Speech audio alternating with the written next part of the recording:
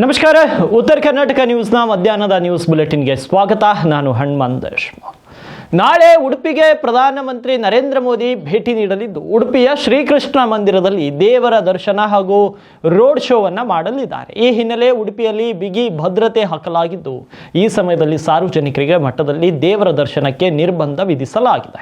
ಮಂಗಳೂರು ವಿಮಾನ ನಿಲ್ದಾಣದಲ್ಲಿ high alert ಘೋಷಣೆ ಮಾಡಲಾಗಿದ್ದು ವಿಮಾನ ನಿಲ್ದಾಣಕ್ಕೆ ಹೆಚ್ಚುವರಿ ಭದ್ರತೆಯನ್ನು ಕೂಡ ನಿಯೋಜನೆ ಮಾಡಲಾಗಿದೆ. ನಾಳೆ ಬೆಳಗ್ಗೆ 11:05 ಸುಮಾರಿಗೆ ಮಂಗಳೂರು ವಿಮಾನ ನಿಲ್ದಾಣಕ್ಕೆ ಪ್ರಧಾನಿ ನರೇಂದ್ರ ಮೋದಿ ಆಗಮಿಸಲಿದ್ದಾರೆ. ತಕ್ಷಣವೇ 11:10 ಹೆಲಿಕಾಪ್ಟರ್ ಮುಖಾಂತರ ಉಡುಪಿಗೆ ತೆರಳಲಿದ್ದಾರೆ. ಅವರು ಬೆಳಗ್ಗೆ 11:35 ಉಡುಪಿಯ ಹೆಲಿಪ್ಯಾಡ್ಗೆ ತಲುಪಲಿದ್ದಾರೆ.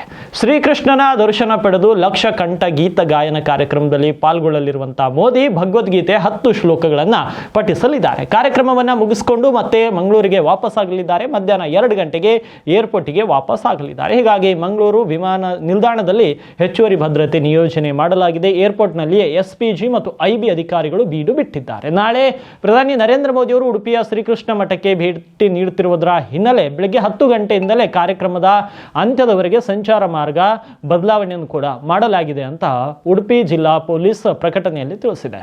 ಭಾರತ ಮತ್ತು ಶ್ರೀಲಂಕಾ ಜಂಟಿ ಆತಿಥ್ಯದಲ್ಲಿ ನಡೆಯುವ T20 ವಿಶ್ವಕಪ್ ಟೂರ್ನಿಯ ಮುಂದಿನ ವರ್ಷ ಫೆಬ್ರವರಿ 7ರಿಂದ ಮಾರ್ಚ್ 8ರವರೆಗೆ ನಡೆಯುವ ಸಾಧ್ಯತೆ ಇದೆ. ಬದ್ಧ ವೈರಿಗಳಾದ ಭಾರತ ಮತ್ತು ಪಾಕಿಸ್ತಾನ ಒಂದೇ ಗುಂಪಿನಲ್ಲಿ ಸ್ಥಾನ ಪಡೆದಿದ್ದು ಇನ್ ತಂಡಗಳ ನಡುವಿನ ಹೈ ವೋಲ್ಟೇಜ್ ಪಂದ್ಯ ಫೆಬ್ರವರಿ 15ರಂದು ಕೊಲಂಬಿಯಾದಲ್ಲಿ ನಡೆಯಲಿದೆ ಅಂತ ಹೇಳಲಾಗ್ತಾ ಇದೆ. ಇನ್ನು ಎರಡು ದೇಶಗಳ ನಡುವೆ ನಡೆಯುತ್ತಿರುವ ಉದ್ವಿಗ್ನತೆಯಿಂದಾಗಿ ಭಾರತವು ಪಾಕಿಸ್ತಾನದೊಂದಿಗೆ ಒಂದೇ ಗುಂಪಿನಲ್ಲಿ ಆಡುವುದನ್ನು ತಪ್ಪಿಸಬಹುದು ಎಂಬ ಊಹಾಪೋಹಗಳು ಇದ್ವು. ಆದರೆ ಒಂದೇ ಗುಂಪಿನಲ್ಲಿ ಎರಡು ತಂಡಗಳು ಕಾಣಿಸಿಕೊಳ್ಳಲಿದೆ. ಅಮೆರಿಕ, ನಮೀಬಿಯಾ ಮತ್ತು ನೆದರ್ಲ್ಯಾಂಡ್ಸ್ ಕೂಡ ಈ ಗುಂಪಿನ ಇತರ ತಂಡಗಳು.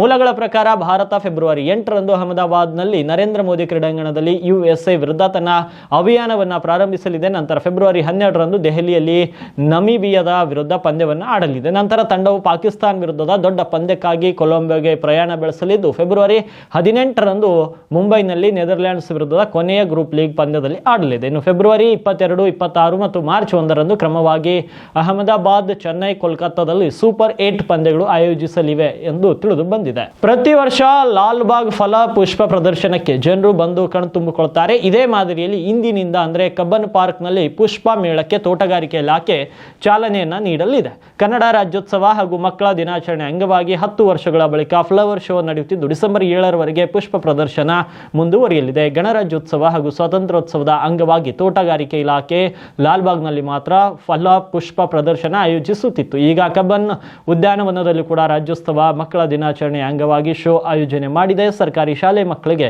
ಉಚಿತ ಪ್ರವೇಶವಿದ್ದು ದೊಡ್ಡವರಿಗೆ ₹30 ಹಾಗೂ ಮಕ್ಕಳಿಗೆ ₹10 ಶುಲ್ಕ ನಿಗದಿಪಡಿಸಲಾಗಿದೆ. ಇಲಾಖೆ ಪುಷ್ಪ ಪ್ರದರ್ಶನ ಜೊತೆಗೆ ಕಲಾ ಸಂಸ್ಕೃತಿ ಹಬ್ಬವನ್ನು ಸಹ ಹಮ್ಮಿಕೊಂಡಿದ್ದು ಅಲಂಕಾರಿಕ ಕುಂಡಗಳನ್ನು ಸಿದ್ಧ ಮಾಡಿಕೊಂಡಿದೆ. ಪುಷ್ಪಗಳಲ್ಲಿ ಪ್ರಾಣಿಗಳ ಕರಕುಶಲಗಳನ್ನು ರಚಿಸಿ ಮಕ್ಕಳನ್ನು ಆಕರ್ಷಿಸುವ ಯೋಜನೆ ಕೂಡ ರೂಪಿಸಲಾಗಿದೆ. ಕಬ್ಬನ್ ಪಾರ್ಕ್ನ ಬ್ಯಾಂಡ್ ಸ್ಟ್ಯಾಂಡ್ ಹತ್ತಿರ 20ರಿಂದ 25 ಸಾವಿರ ಕುಂಡಗಳು ಇಡಲು ಪ್ಲಾನ್ ಮಾಡಿದ್ದು ಬೆಳಗ್ಗೆ 6 ಗಂಟೆಯಿಂದ ಸಂಜೆ 7 ಗಂಟೆವರೆಗೆ ಪ್ರದರ್ಶನ ಇರಲಿದೆ ಅಂತ ತೋಟಗಾರಿಕೆ ಇಲಾಖೆಯ ನಿರ್ದೇಶಕಿ ಕುಸುಮಾ ಹೇಳಿದ್ದಾರೆ. ಶ್ರೀ ಹನುಮಾನ್ ಚಾಲಿಸಾ ಯೂಟ್ಯೂಬ್ನಲ್ಲಿ 5 ಬಿಲಿಯನ್ಗಿಂತಲೂ ಹೆಚ್ಚು ವೀಕ್ಷಣೆಯನ್ನ ತಲುಪಿದ ಮೊದಲ ಭಾರತೀಯ ವಿಡಿಯೋ ಎಂಬ ದಾಖಲೆ ಬರೆದಿದೆ. ಇದು ಭಾರತದಲ್ಲಿ ಅತಿ ಹೆಚ್ಚು ವೀಕ್ಷಿಸಲ್ಪಟ್ಟ ವಿಡಿಯೋಗಳ ಪಟ್ಟಿಯಲ್ಲಿ ಅಗ್ರಸ್ಥಾನದಲ್ಲಿದೆ. ಈ ವಿಡಿಯೋವನ್ನು ಮೇ 10, 2011ರಂದು ಟಿ ಸೀರೀಸ್ನಲ್ಲಿ ಬಿಡುಗಡೆ ಮಾಡಲಾಯಿತು. 14 ವರ್ಷಗಳ ಹಳೆಯದಾದ ಈ ವಿಡಿಯೋ ಇನ್ನೂ ಜನಪ್ರಿಯವಾಗಿದೆ.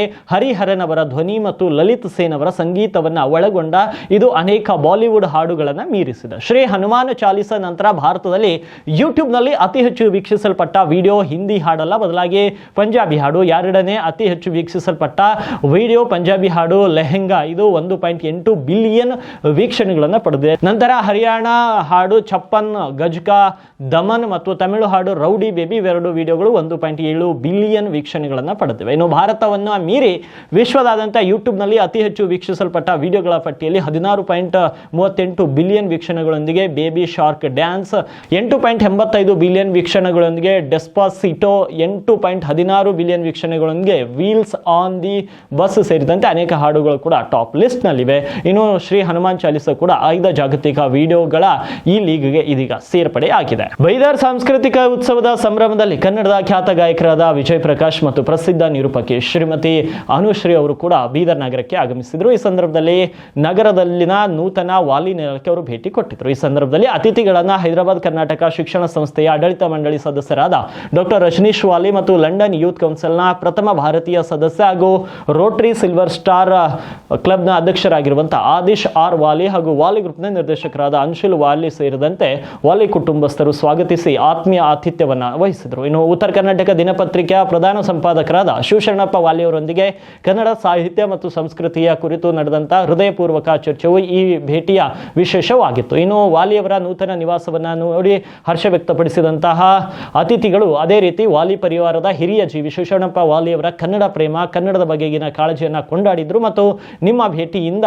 ನಮ್ಮ ಕನ್ನಡಾಭಿಮಾನ ದುಪ್ಪಟ್ಟಾಗಿದೆ ಅಂತ ಅವರ ಆಶೀರ್ವಾದವನ್ನ ಪಡೆದರು. ನಮ್ಮ ಪುಣ್ಯ, ಯಾಕಂದ್ರೆ ನಮಗೆ ಬರೋದೇ ಅದೊಂದು ಕೆಲಸ, ಹಾಡೋದು. ಆದರೆ ಜನ ಇಷ್ಟೊತ್ತಿಗೆ ಇಷ್ಟು ಪ್ರೀತಿಯಿಂದ ನಮಗೆ ಇಷ್ಟೊತ್ತು ಕೂತ್ಕೊಂಡು, ಅದು ಒಂದು ಬುಧವಾರದ ದಿನ, ವೀಕೆಂಡು ಅಲ್ಲ, ಒಂದು ವೀಕ್ ಡೇನಲ್ಲಿ ಇಷ್ಟು ಜನ ಬಂದು ನಮ್ಮೊಂದಿಗಿದ್ದರು. ಅದು ನನ್ನ ಸೌಭಾಗ್ಯ. ಭಾಳ ಚೆನ್ನಾಗಿತ್ತು. ಬೀದರ್ಗೆ ಬಂದಾಗಲೆಲ್ಲ ಒಂದು ಸವಿ ನೆನಪುಗಳ. ನೆಕ್ಸ್ಟ್ ಟೈಮ್ ಮತ್ತೆ ಅತಿ ಶೀಘ್ರದಲ್ಲಿ ಬರ್ತೀವಿ. ಸರ್, ಈಗ ಏನು ಕನ್ನಡದ ಸಂಸ್ಕೃತಿ ಮತ್ತು ಉತ್ಸವದ ಬಗ್ಗೆ, ಈ ನೆಲದ ಭಾಷೆಯ ಬಗ್ಗೆ ಅಭಿಮಾನ ಬರಲಿ ಅಂತೇಳಿ ಇಂಥ ಒಂದು ಕಾರ್ಯಕ್ರಮ ಮಾಡಿದರು. ಈ ಹಿನ್ನೆಲೆಯಲ್ಲಿ ಯುವಕರಿಗೆ ಏನು ಸಂದೇಶ ಕೊಡ್ತೀರಿ ಭಾಷೆ ಬಗ್ಗೆ, ನೆಲದ ಬಗ್ಗೆ? ಖಂಡಿತ ಇಂಥ ಒಂದು ಕಾರ್ಯಕ್ರಮಗಳು ಬಹಳ ಮಹತ್ವ ಇರುತ್ತೆ ಮತ್ತು ಇದು ಪ್ರತಿಯೊಬ್ಬರ ಜವಾಬ್ದಾರಿ ಅಂತ ಹೇಳೋಕ್ಕೆ ಇಷ್ಟಪಡ್ತೀನಿ. ಹಾಗಾಗಿ ಇದು ಜವಾಬ್ದಾರಿಯುತವಾಗಿ ಪ್ರತಿಯೊಬ್ಬರು ಈ ವಿಷಯಗಳನ್ನು ತಮ್ಮದಾಗಿಸ್ಕೊಂಡು ಬೆಳೆಸಬೇಕು. ಆದರೆ ಒಟ್ಟು ಹೇಳಬೇಕು ಅಂದರೆ ಇವತ್ತು ದಿನ ಬೀದರ್ನ ಜನತೆ ಎಲ್ಲರೂ ಒಟ್ಟಿಗೆ ಬಂದು ತಮ್ಮ ಸಹಕಾರವನ್ನು ನೀಡಿದ್ದಾರೆ. ಹಾಗಾಗಿ ಧನ್ಯವಾದಗಳು. Thank you madam. ಬಹಳ ಸಂತೋಷ ಅನಿಸ್ತಾ ಇದೆ. ಬೀದರ್ಗೆ ಬಂದಿರೋದು ಖುಷಿ ಒಂದು ಕಡೆ, ಇವತ್ತು ಕನ್ನಡದ ಮನೆಗೆ ಬಂದಿರೋದು ಇನ್ನೂ ನಮಗೆ ಅತ್ಯಂತ ಹೆಮ್ಮೆ ತಂದುಕೊಟ್ಟಿದೆ. ವಾಲಿ ಸಾಹೇಬರು ಮನೆಗೆ ಬಂದಿದ್ದು, ಅವರ ಆತ್ಮೀಯತೆ ಆಗಿರ್ಬೋದು, ಕನ್ನಡಾಭಿಮಾನ ಮತ್ತು ನಮಗೆ ಕನ್ನಡ ಇನ್ನೂ ಎಷ್ಟು ಪ್ರೀತಿಸಬೇಕು ಅನ್ನೋಷ್ಟು ಪ್ರೋತ್ಸಾಹವನ್ನು ತುಂಬಿಸಿ ಕಳಿಸಿದ್ದಾರೆ. ಸೊ ಅವ್ರಿಗೆ ಧನ್ಯವಾದಗಳು ನಮ್ಮ ಕಡೆಯಿಂದ. ಇನ್ನು ಇದೇ ವೇಳೆ ಉತ್ತರ ಕರ್ನಾಟಕ ಸುದ್ದಿ ವಾಹಿನಿಯೊಂದಿಗೆ ಮಾತನಾಡಿದ ನಿರೂಪಕಿ ಅನುಶ್ರೀ ಅವರು, ಬೀದರ್ ನಗರಕ್ಕೆ ಬಂದಿರೋ ಖುಷಿ ಒಂದ್ ಕಡೆ ಆದ್ರೆ ವಾಲಿ ಅವರ ಕನ್ನಡ ಮನೆಗೆ ಬಂದಿರೋದು ಇನ್ನಷ್ಟು ಖುಷಿ ತಂದಿದೆ. ಅವರ ಆತ್ಮೀಯತೆ ಹಾಗೂ ಕನ್ನಡ ಅಭಿಮಾನ ಕನ್ನಡದ ಮೇಲಿನ ನಮ್ಮ ಪ್ರೀತಿಯನ್ನ ಹೆಚ್ಚಿಸಲಿದೆ ಅಂತ ತಿಳಿಸಿದ್ರು. ಕಬ್ಬಿನ ದರ ನಿಗದಿ ವಿಚಾರವಾಗಿ ಬೀದರ್ ಜಿಲ್ಲೆಯ ರೈತರು ಹಮ್ಮಿಕೊಂಡಿದ್ದ ಅಹೋರಾತ್ರಿ ಧರಣಿಯ ಸಂದರ್ಭದಲ್ಲಿ ಯಾವುದೇ ಅಚಾತುರ್ಯ ಘಟನೆಗಳು ನಡೆಯದಂತೆ ಪರಿಸ್ಥಿತಿಯನ್ನ ಸಮರ್ಥವಾಗಿ ನಿಭಾಯಿಸಿ ಕಾನೂನು ಸುವ್ಯವಸ್ಥೆ ಕಾಪಾಡುವಲ್ಲಿ ಮಹತ್ತರ ಪಾತ್ರ ವಹಿಸಿದ ಹಿನ್ನೆಲೆ ಬೀದರ್ ಜಿಲ್ಲಾ ಪೊಲೀಸ್ ಸ್ಟೇಷನ್ನ ಸ್ಪೆಷಲ್ ಬ್ರಾಂಚ್ನ ಸಂತೋಷ್ ಅವರ ಸೇವೆಯನ್ನ ಗುರುತಿಸಿ ಬೀದರ್ ಜಿಲ್ಲಾ ಪೊಲೀಸ್ ವರಿಷ್ಠಾಧಿಕಾರಿ ಪ್ರದೀಪ್ ಗುಂಟಿ ಅವರು ಸಂತೋಷ್ ಅವರಿಗೆ ಪ್ರಶಂಸಾ ಪತ್ರವನ್ನ ಪ್ರದಾನ ಮಾಡಿದರು. ರೈತರೊಂದಿಗೆ ನಿರಂತರ ಮಾತುಕತೆ ನಡೆಸಿ ಹೋರಾಟದ ಸಮಯದಲ್ಲಿ ಯಾವುದೇ ಅಹಿತಕರ ಘಟನೆ ನಡೆದಂತೆ ನೋಡಿಕೊಂಡು ರೈತರು ಮತ್ತು ಸಾರ್ವಜನಿಕರಿಗೆ ವಿಶ್ವಾಸ ಮೂಡಿಸುವಲ್ಲಿ ಸಂತೋಷ್ ಅವರ ಪಾತ್ರ ಮಹತ್ವದಾಗಿದ್ದು, ಈ ಹಿನ್ನೆಲೆ ಅವರಿಗೆ ಪ್ರಶಂಸಾ ಪತ್ರವನ್ನ ನೀಡಲಾಗಿದೆ. ಹುಲಸೂರು ಗ್ರಾಮ ಪಂಚಾಯಿತಿಯನ್ನ ಪಟ್ಟಣ ಪಂಚಾಯಿತಿಯಾಗಿ ಮೇಲ್ದರ್ಜೆಗೇರಿಸಿದ ಹಿನ್ನೆಲೆ ಬಿಜೆಪಿ ಪಕ್ಷದಿಂದ ಸಂಭ್ರಮಾಚರಣೆಯನ್ನ ಮಾಡಲಾಯಿತು. ಬಸವ ಕಲ್ಯಾಣ ಮತಕ್ಷೇತ್ರದ ಶಾಸಕರಾಗಿರುವಂತಹ ಶರಣು ಸಲ್ಗಾರ್ ನೇತೃತ್ವದಲ್ಲಿ ಹುಲಸೂರು ಗ್ರಾಮ ಪಂಚಾಯಿತಿಯ ಮುಂದೆ ಪಟಾಕಿ ಸಿಡಿಸಿ ಪರಸ್ಪರ ಸಿಹಿ ಹಂಚಿ ಶಾಸಕರಿಂದ ಸಂಭ್ರಮಾಚರಣೆಯನ್ನ ಮಾಡಲಾಯಿತು. ಈ ಸಂದರ್ಭದಲ್ಲಿ ಶಾಸಕ ಶರಣು ಸಲ್ಗಾರ್ ಮಾತನಾಡಿ, ನಮ್ಮ ಸತತ ಪ್ರಯತ್ನಕ್ಕೆ ಇಂದು ಫಲ ಸಿಕ್ಕಿದೆ. ಇಂದು ನಡೆದ ಸಚಿವ ಸಂಪುಟದಲ್ಲಿ ಹುಲಸೂರು ಗ್ರಾಮ ಪಂಚಾಯಿತಿಯನ್ನ ಪಟ್ಟಣ ಪಂಚಾಯಿತಿಯಾಗಿ ಮೇಲ್ದರ್ಜೆಗೇರಿಸಿ ಅನುಮೋದನೆ ನೀಡಲಾಗಿದೆ. ಕರ್ನಾಟಕ ರಾಜ್ಯ ಸರ್ಕಾರಕ್ಕೆ ಪೌರಾಡಳಿತ ಸಚಿವರಾದ ರಹೀಂ ಖಾನ್ ಮತ್ತು ಜಿಲ್ಲಾ ಉಸ್ತುವಾರಿ ಸಚಿವರಾದ ಈಶ್ವರ್ ಖಂಡ್ರೆ ಅವರಿಗೆ ಧನ್ಯವಾದಗಳನ್ನು ತಿಳಿಸುತ್ತೇನೆ. ಪಟ್ಟಣ ಪಂಚಾಯಿತಿಯನ್ನಾಗಿ ಮೇಲ್ದರ್ಜೆಗೇರಿಸಿರುವ ವಿಷಯವನ್ನ ಖುದ್ದು ಪೌರಾಡಳಿತ ಸಚಿವರೇ ನನಗೆ ಕರೆ ಮಾಡಿ ತಿಳಿಸಿದ್ದಾರೆ. ಅದೇ ರೀತಿ ಮಂಠಾಳ ಗ್ರಾಮ ಪಂಚಾಯಿತಿಯು ಮುಂದಿನ ದಿನಗಳಲ್ಲಿ ಪಟ್ಟಣ ಪಂಚಾಯತ್ ಮಾಡಬೇಕು ಎಂದು ಅವರಿಗೆ ಮನವಿ ಕೂಡ ಮಾಡಿದ್ದೇನೆ. ಹಾಗೆ ಇದುವರೆಗೆ ಬೆಳೆ ಹಾನಿ ಪರಿಹಾರ ರೈತರ ಖಾತೆಗೆ ಜಮಾ ಆಗಿಲ್ಲ. ಡಿಸೆಂಬರ್ 8ರ ಒಳಗಾಗಿ ರೈತರ ಖಾತೆಗೆ ಹಣ ಜಮಾ ಆಗದಿದ್ರೆ ಸುವರ್ಣಸೌಧದ ಮುಂದೆ ಹೋರಾಟ ಮಾಡಲಾಗುವುದು ಅಂತ ಶಾಸಕ ಶರಣು ಸಲ್ಗಾರ್ ತಿಳಿಸಿದ್ದಾರೆ.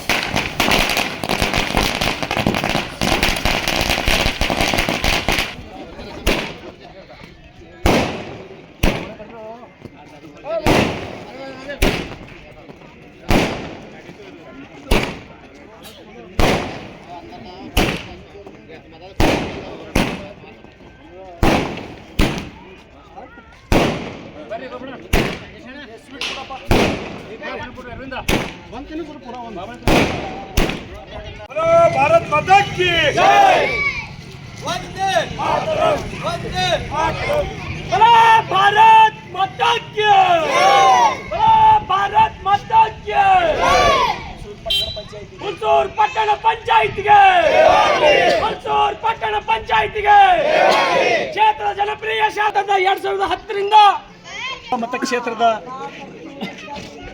ನನ್ನ ವಿಧಾನಸಭಾ ಮತಕ್ಷೇತ್ರದ ಇನ್ನೊಂದು ತಾಲೂಕಾ ಹುಲ್ಸೂರು.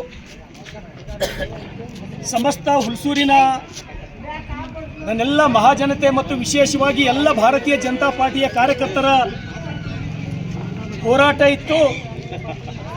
ಹುಲ್ಸೂರು ತಾಲೂಕಾ ಅಂತೇಳಿ ಘೋಷಣೆ ಆಗಿ ಹಲವಾರು ವರ್ಷಗಳು ಕಳೆದು ಹೋದು. ಪಟ್ಟಣ ಪಂಚಾಯತ್ ಅಂತೇಳಿ ಯಾಕೆ ಘೋಷಣೆ ಮಾಡಿಲ್ಲ ಅಂತೇಳಿ ಬಹುದಿನದ ಬೇಡಿಕೆಯಾಗಿತ್ತು. ಹುಲ್ಸೂರು ಪಟ್ಟಣ ಪಂಚಾಯತ್ ಆಗಬೇಕು ಅಂಥೇಳಿ ಇವತ್ತು ನಾನು ಕೂಡ ಕಳೆದ ಅಧಿವೇಶನದಲ್ಲಿಯೂ ಕೂಡ ನಮ್ಮ ಜಿಲ್ಲೆಯ ಪೌರಾಡಳಿತ ಸಚಿವರಾದಂಥ ರಹೀಂ ಖಾನ್ ಅವರಿಗೆ, ಸರ್ ಯಾವುದೇ ಕಾರಣಕ್ಕೂ ಹುಲ್ಸೂರು ಕೈ ಬಿಡಬೇಡ್ರಿ, ಹುಲ್ಸೂರು ಪಟ್ಟಣ ಪಂಚಾಯತ್ ಆಗಬೇಕು, ಹುಲ್ಸೂರು ತಾಲೂಕಾ ಹೆಡ್ ಕ್ವಾರ್ಟರ್ ಅಂತೇಳಿ ಬೆಂಗಳೂರಿನಲ್ಲಿ ನಡೆದಂಥ ಅಧಿವೇಶನದೊಳಗೆ ನಾನು ಕೂಡ ಅವರಿಗೆ ಮನವಿ ಮಾಡಿಕೊಂಡಿದ್ದ ಸಮಸ್ತ ಹುಲ್ಸೂರಿನ ಮಹಾಜನತೆಯ ಪರವಾಗಿ. ಅದಾದ ನಂತರ ಅನೇಕ ಬಾರಿ ಅವರು ಎಲ್ಲಿ ಸಿಕ್ಕಾಗೂ ಕೂಡ ಅವರಿಗೆ ನಾನು ವಿನಂತಿಯನ್ನು ಮಾಡಿದ್ದೆ. ಅದ್ರ ಜೊತೆಗೆ ನಮ್ಮ ಜಿಲ್ಲೆಯ ಉಸ್ತುವಾರಿ ಸಚಿವರಾದಂಥ ಈಶ್ವರ್ ಖಂಡ್ರೆ ಅವರಿಗೂ ಕೂಡ, ಸರ್ ತಾವು ಜಿಲ್ಲೆಯ ಉಸ್ತುವಾರಿ ಸಚಿವರು, ಹುಲ್ಸೂರು ಪಟ್ಟಣ ಪಂಚಾಯತ್ ಅಂತೇಳಿ ಘೋಷಣೆ ಮಾಡಬೇಕಂತೇಳಿ ಹಲವಾರು ಬಾರಿ ನಾನು ವಿನಂತಿಯನ್ನು ಮಾಡಿಕೊಂಡಿದ್ದೆ. ಕಳೆದ ಸುಮಾರು ಒಂದು ತಿಂಗಳ ಹಿಂದೆ ಅನೇಕ ಹೋಬಳಿಗಳನ್ನು ಈ ರಾಜ್ಯದಲ್ಲಿ ಅಷ್ಟೇ ಅಲ್ಲ ನಮ್ಮ ಜಿಲ್ಲೆಯಲ್ಲಿ ಕೂಡ ರಾಜೇಶ್ವರ ಇರ್ಬೋದು, ಕಮಲ್ ನಗರ್ ಇರ್ಬೋದು, ಅನೇಕ ಕೇಂದ್ರಗಳನ್ನು ಪಟ್ಟಣ ಪಂಚಾಯತ್ ಎಂದು ಘೋಷಣೆ ಮಾಡಿದ್ರು. ಅದನ್ನು ನೋಡಿ ನಮಗೆ ನಿಜವಾಗ್ಲೂ ಭಾಳ ನೋವಾಯಿತು. ಹುಲ್ಸೂರು ಇದು ತಾಲೂಕಾ ಕೇಂದ್ರ, ಅದಕ್ಕೆ ಬಿಟ್ಟು ಕೂಡ ಇದೊಂದು ಮತಕ್ಷೇತ್ರನೂ ಕೂಡ ಆಗಿತ್ತು. ಹುಲ್ಸೂರು ಇದೊಂದು ಇಂಡಿಪೆಂಡೆಂಟ್ ಮತಕ್ಷೇತ್ರ ಆಗಿತ್ತು, ಇದು ವಿಧಾನಸಭಾ ಕ್ಷೇತ್ರ ಇತ್ತು ಹುಲ್ಸೂರು. ಇದು ಬಿಟ್ಟಾರಂತೇಳಿ ನೋವಾಗಿ ಸಮಸ್ತ ಹುಲ್ಸೂರಿನ ಇಲ್ಲಿ ನನ್ನ ಜೊತೆ ವಿಶೇಷವಾಗಿ ಮುಖ್ಯಮಂತ್ರಿ ಸಿದ್ದರಾಮಯ್ಯ ಹಾಗೂ ಉಪಮುಖ್ಯಮಂತ್ರಿ ಡಿ.ಕೆ. ಶಿವಕುಮಾರ್ ಸೇರಿದಂತೆ 3 ರಿಂದ 4 ಮಂದಿ ಪ್ರಮುಖ ನಾಯಕರನ್ನ ದೆಹಲಿಗೆ ಕರೆಸಿಕೊಂಡು ಚರ್ಚೆ ಮಾಡ್ತೇವೆ ಅಂತ ಎಐಸಿಸಿ ಅಧ್ಯಕ್ಷ ಮಲ್ಲಿಕಾರ್ಜುನ್ ಖರ್ಗೆ ಹೇಳಿದ್ದಾರೆ. ಈ ಮೂಲಕ ಕರ್ನಾಟಕದಲ್ಲಿ ಕಾಂಗ್ರೆಸ್ ಅಧಿಕಾರ ಹಂಚಿಕೆ ಬಿಕ್ಕಟ್ಟಿಗೆ ಸಂಬಂಧಿಸಿದಂತೆ ಕಾಂಗ್ರೆಸ್ ಹೈಕಮಾಂಡ್ ನಾಯಕರಿಂದ ಮೊದಲ ಬಾರಿಗೆ ಅಧಿಕೃತ ಹೇಳಿಕೆಯೊಂದು ಹೊರಬಿದ್ದಂತಾಗಿದೆ. ದೆಹಲಿಗೆ ತೆರಳುವ ಮುನ್ನ ಗುರುವಾರ ಬೆಂಗಳೂರಿನಲ್ಲಿ ಮಾಧ್ಯಮ ಪ್ರತಿನಿಧಿಗಳೊಂದಿಗೆ ಮಾತನಾಡಿದ ಮಲ್ಲಿಕಾರ್ಜುನ್ ಖರ್ಗೆ, ಮುಖ್ಯಮಂತ್ರಿ ಹಾಗೂ ಉಪಮುಖ್ಯಮಂತ್ರಿ ಸೇರಿ 3-4 ನಾಯಕರನ್ನ ದೆಹಲಿಗೆ ಕರೆಸುತ್ತೇವೆ, ಎಲ್ಲರೂ ಒಟ್ಟಿಗೆ ಕೂತು ಚರ್ಚೆ ನಡೆಸ್ತೇವೆ ಎಂದರು. ಇನ್ನು ಕಾಂಗ್ರೆಸ್ ಹೈಕಮಾಂಡ್ ಎಂಬುದು ಏಕಾಂಗಿ ಅಲ್ಲ, ಅದೊಂದು ತಂಡ. ಹೈಕಮಾಂಡ್ ಒಟ್ಟಿಗೆ ಕುಳಿತು ಚರ್ಚಿಸಿ ಸೂಕ್ತ ನಿರ್ಧಾರ ಕೈಗೊಳ್ಳುತ್ತೇವೆ. ಆ ಸಭೆಯಲ್ಲಿ ರಾಹುಲ್ ಗಾಂಧಿ ಕೂಡ ಇರ್ತಾರೆ. ಮುಂದೆ ಏನು ಮಾಡಬೇಕೆಂದು ಚರ್ಚಿಸಿ ತೀರ್ಮಾನ ತೆಗೆದುಕೊಳ್ಳುತ್ತೇವೆ ಅಂತ ಖರ್ಗೆಜಿ ತಿಳಿಸಿದ್ದಾರೆ.